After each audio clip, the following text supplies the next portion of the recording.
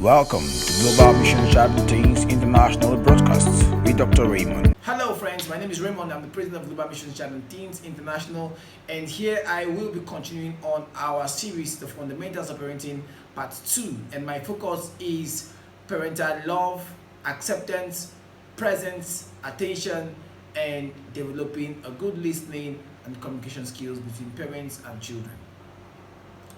Parental love is in two dimensions. Number one is the love between couples. The love between couples is very essential if children must be effectively parented.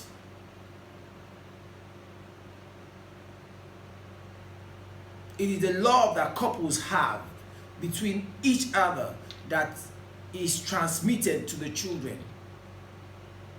So the love must be strong, the love must be feelable, the love must be palpable, the love must be touchable, if the love must saturate the atmosphere. You can't give what you don't have.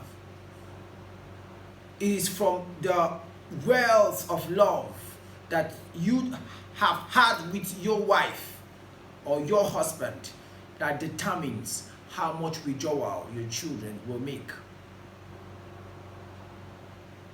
And so anything to invest into developing a healthy love relationship with our spouses is very, very important.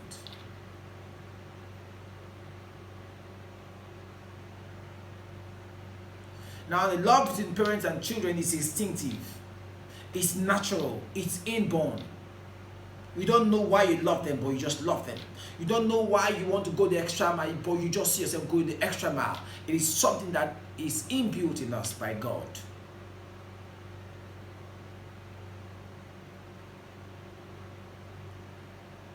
However, sometimes this love can be bruised, it can be eroded by certain factors.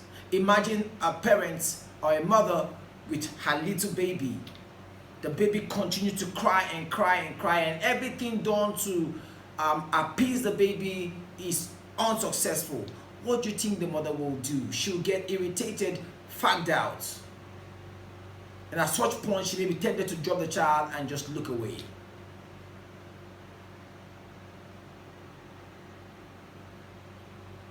For older children, they may begin to act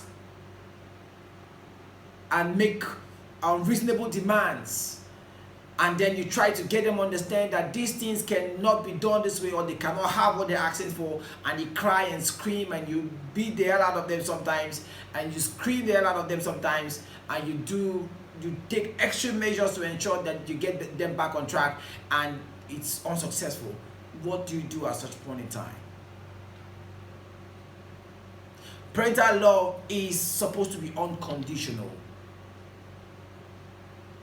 And it is actually on the background of love that discipline is effective. Even the Bible said that children must be disciplined in love. Because the import of discipline is felt when love is in the atmosphere. If children are not disciplined in an atmosphere of love, they interpret discipline as punishments. They begin to misinterpret it as maltreatment and see it as being unfair. But when they know that we love them, they see discipline as an extension of the love which we have for them, a protective extension of the love which we have for them. And so we must show our children that we love them. The next thing is acceptance. I've talked about expectation, and it's the same thing with acceptance. We must accept our children no matter their flaws, no matter their errors. We must stand with them during challenging times. No matter the situation that brought them in, we must make room for them. Sometimes a man may be doing his youthful age, gave birth out of wedlock, and then when he gets married, the child gets imposed on the new home. the woman may not have the room enough to accommodate that child. At some other times, there are situations that may result in silent rejection, like I mentioned, under expectation. But no matter the situation, we should learn to accept our children. Sometimes children may have made serious blunders, but we just need to accept them because they are our children. Now, I want to mention something here, that whenever our children make mistakes, it's actually a pointer to the areas of weakness in our parenting process, and we may need to address it urgently. Sometimes you don't have to blame them, you may need to blame yourself for not providing adequate cover for them. So we must look at some of these areas so that we don't push our children away from our protective covering. Let us accept children, no matter their mistakes and flaws.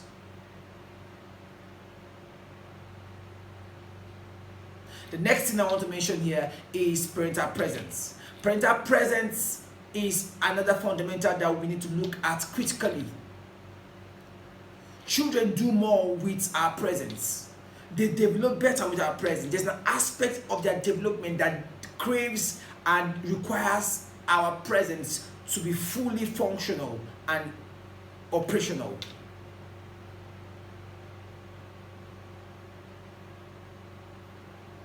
Children observe us more and do what they see us do than what they hear us say. So if you must transmit some virtues and cultures to them, then you must be present to do these things. No matter how busy you are, you must create time to spend time with your children. It's an aspect of integration that occurs when our children are in our presence or when we create time for them.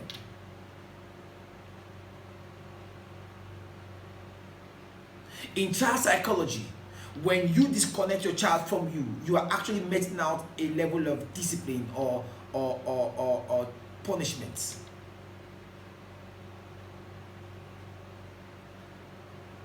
If a child is with you and you want to punish the child, sometimes you say, or you want to discipline the child rather, sometimes we say, get inside.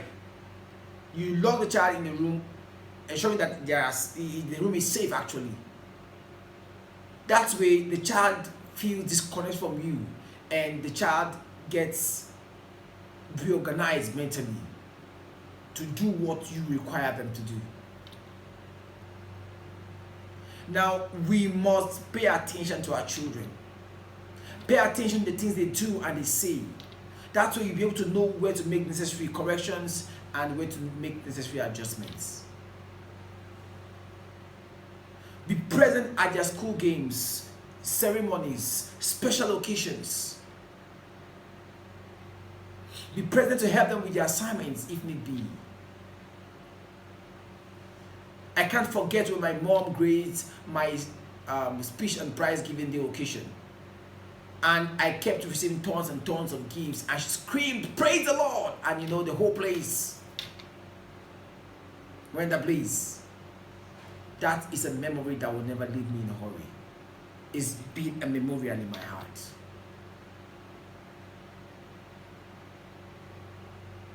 Let us spend time with our children.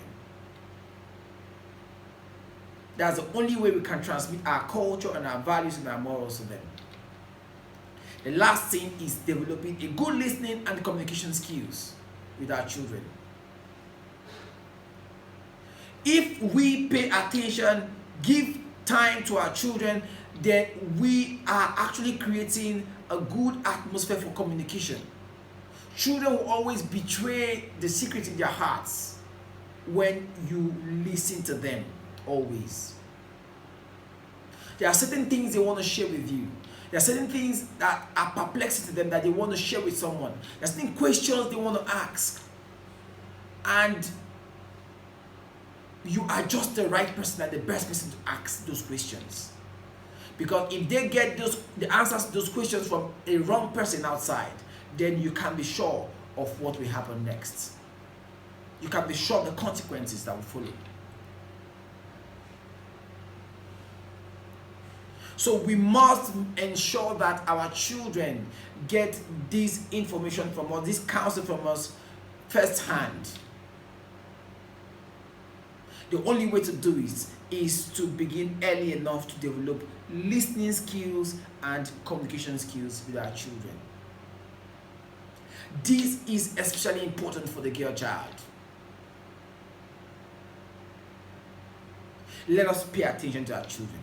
Let us listen to them. Let's love them. Let's accept them.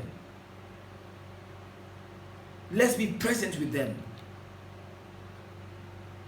This is the only way to ensure the right foundations for effective parenting.